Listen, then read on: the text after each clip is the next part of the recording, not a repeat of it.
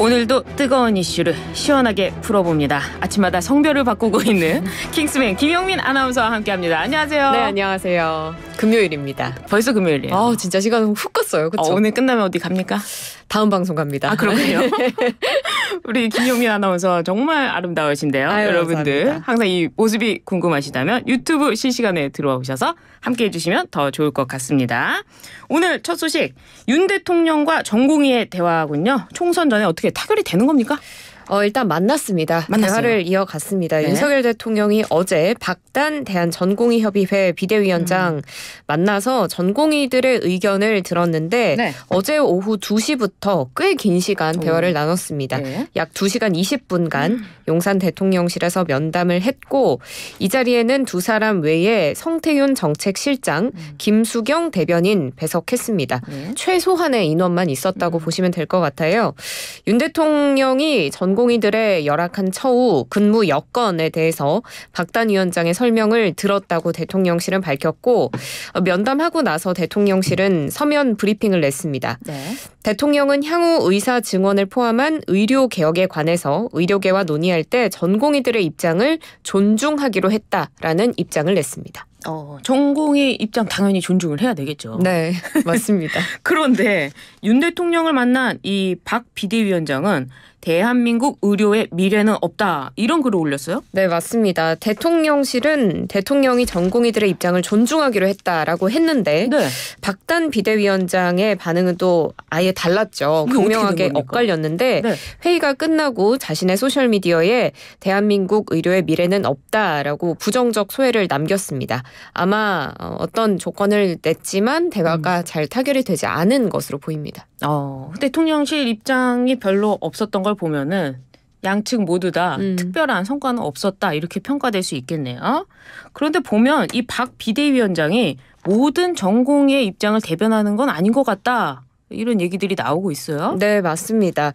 일단 박단 위원장이 대통령을 만나기 전에 전공의들을 대상으로 공지를 했습니다. 예. 지금 사태는 대통령의 의지로 시작된 것이라고 생각한다면서 이번 만남은 대통령이 나오는 것이라서 총선 전에 전공의 입장을 전달하고 해결을 시도해볼 가치가 있다고 판단했다라고 대화를 하게 된 이유를 설명했는데 네. 일부 전공의들이 반발했습니다.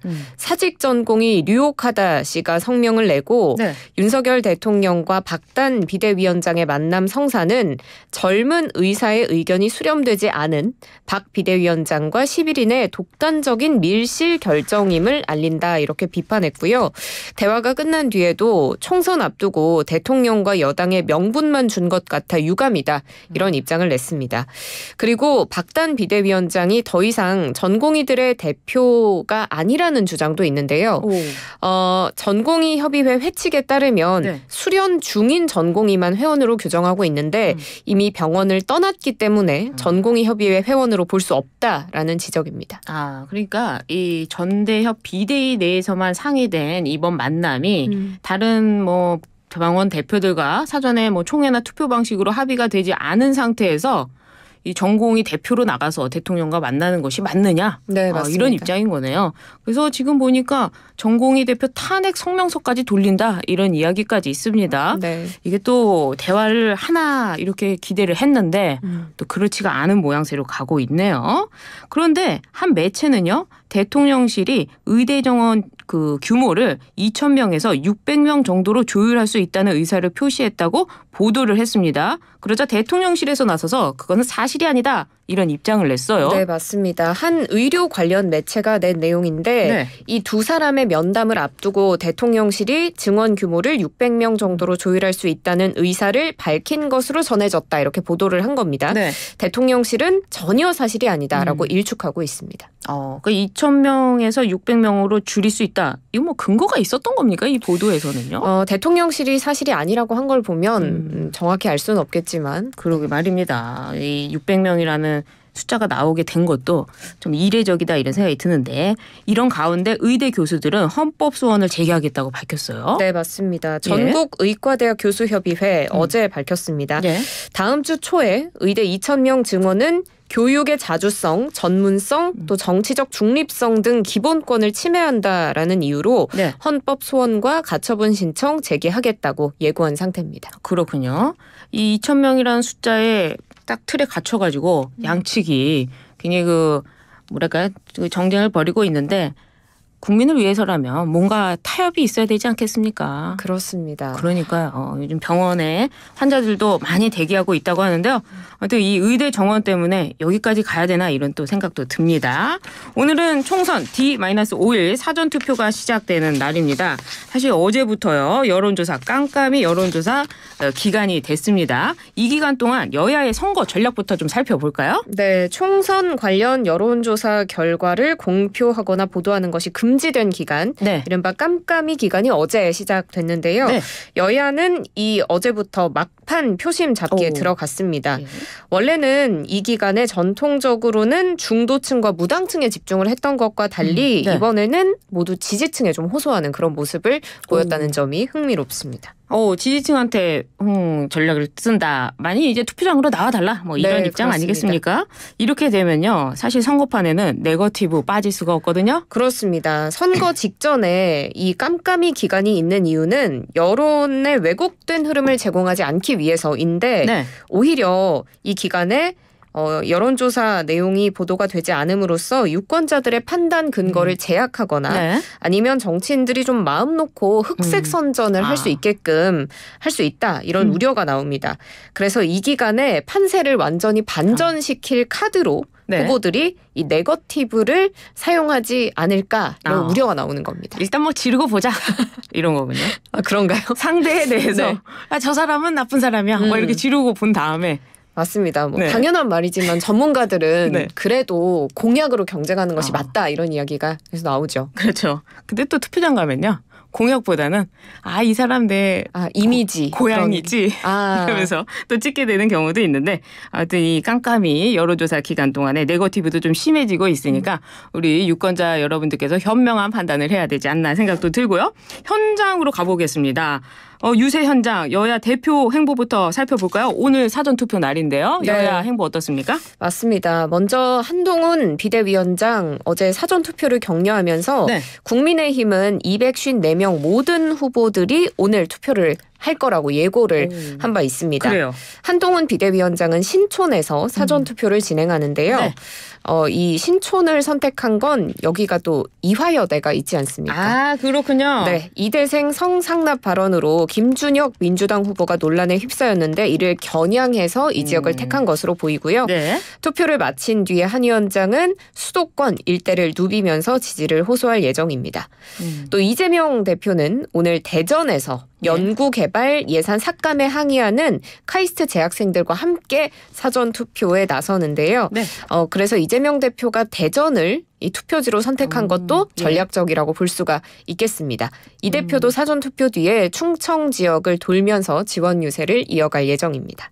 그렇군요. 또 신촌 하면은 과거에 윤석열 대통령이 사전투표를 아버지를 모시고 가서 한 게 기억이 나는데 그러다 보니까 또 한동훈 대표가 신촌을 여러 가지 의미로 사전투표 장소로 선택한 건 아닌가 이런 생각도 드네요. 넘어가서 이번에 핫한 소식이죠. 이재명 대표와 싸우고 있는 원희룡 국민의힘입니다. 원희룡 후보 이천수 씨와 함께 유세를 거의 24시간 다니고 있어요. 그런데 이 이천수 씨가 어제 유세 중에 눈물을 흘렸다고요? 맞습니다. 이천수 씨가 원희룡 후보와 함께 계속 유세를 하는 과정에서 민주당 측 지지자들과 언쟁을 벌였다라는 소식을 방송에서도 저희가 전해드린 바가 있는데 네. 뭐 협박을 받고 다툼이 잦아지면서 심적인 부담감을 느낀 것으로 보입니다. 그래서 이번 이 유세에는 또 이천수 씨의 어머니가 함께했는데 가족이 협박당해서 힘들지만 끝까지 하겠다 이런 말을 하면서 눈물을 보이기도 한 겁니다.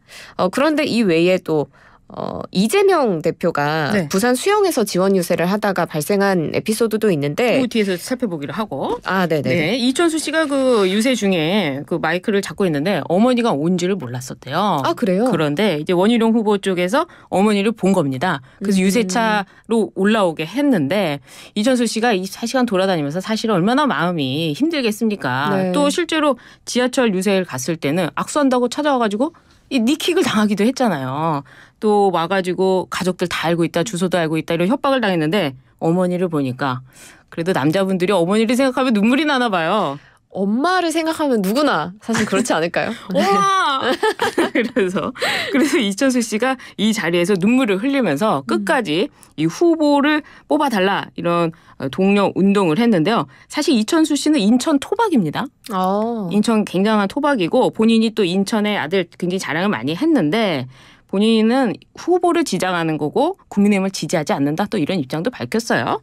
예, 뭐 여기까지 이천수 씨 얘기 살펴봤고 부산에서는 이재명 대표와 또 장해찬 후보가 마주치기도 했다고 하는데요. 네, 맞습니다. 장해찬 후보가 이재명 대표에게 네. 법인카드 유용 의혹과 같은 이슈에 대해서 사과하라라고 강하게 비판의 목소리를 냈는데 네. 이재명 대표는 뭐 그냥 귀엽게 봐주시라라면서 맞대응하는 그런 에피소드도 있었습니다. 그 유세 현장에 이재명 대표와 민주당 후보를 지지하는 사람들이 많은데 그 앞에 장해찬 후보가 가가지고 이재명 대표를 향해서 마이크를 잡고 이야기를 하니까 이재명 대표가 또 한동훈 비대위원장도 그러지 않았습니까? 그냥 놔두세요 하듯이 장해찬 후보 그냥 놔두세요 또 이렇게 했더라고요. 또 현장에서도 굉장히 양측 선거 운동이 기싸움일까요? 그러니까요. 네. 심해지고 있습니다. 이렇게 열심히 하는 이유는 바로 오늘부터 사전투표가 시작되기 때문인데요. 여야의 목표치를 한번 살펴보도록 하겠습니다. 오전 6시부터 지금 사전투표 시작이 됐죠. 네, 그렇습니다. 여야 모두 사전투표 동료에 나섰는데 한동훈 비대위원장 오늘 이제 사전투표를 할 거라고 보입니다. 당 지도부와 함께 서울에서 할 것 같은데요. 어떻게 보십니까? 이렇게 여야가 사전투표 동료에 나서는 이유를 좀 살펴보면 그동안은 사실 사전투표율이 높으면 이게 야권에 유리하다라는 해석이 있었지 않습니까? 야권. 네. 그런데 항상 이 공식이 통하는 게 또 아니라는 게 또 요새는 나오고 있습니다. 네. 사전투표율이 역대 최고를 기록했던 게 지난 대선인데 이때는 국민의힘이 또 승리했기 때문이죠. 그래서 여당도 이제 적극적으로 사전투표를 독려하고 있는 겁니다. 그렇군요. 여야 모두 지금 각각의 심판론, 정권 심판, 2조 심판을 내세우고 있기 때문에 네. 이 투표율을 끌어올리는데 상당한 영향을 미치는 사전투표율이 높을수록 또 각각의 심판론이 크게 작용했다라고 해석할 가능성이 있어서 네. 여야는 지지층 한 표라도 더 끌어내기 위해서 막판 총력전을 벌이고 있습니다. 네. 사전투표 할 때 주의할 점이 있을까요? 사전투표를 할 때 일단 사전투표는 별도의 신고 없이 전국 어디에서든 투표를 할 수 있고 오전 6시부터 오후 6시까지 할 수 있습니다. 신분증 꼭 지참하셔야 하고요. 네. 그리고 거주지 관 내에서 투표하면 투표 용지만 받아서 투표하면 되고요. 네. 관 외에서 하게 되면 그 등기우편으로 배송하게 될 회송 봉투에다가 투표지를 넣고 봉해야 합니다. 아, 그렇군요. 네, 그렇습니다. 또 사전투표소 내에서 투표 인증샷을 촬영해서는 안 되는데요. 이거 중요하죠. 네, 이건 또 본투표 때도 마찬가지이기 때문에 유의하셔야겠고요. 네. 투표 인증샷은 꼭 투표소 밖에서 촬영을 하셔야겠습니다. 아, 인증샷은 밖에서 촬영을 해야 되는군요. 알겠습니다. 오늘 사전투표 날인데요. 유권자 여러분들도 현명한 선택하시면 좋겠습니다. 오늘 뉴스킹 킹스맨 여기까지 하도록 하겠습니다. 김영민 아나운서였습니다. 고맙습니다. 감사합니다.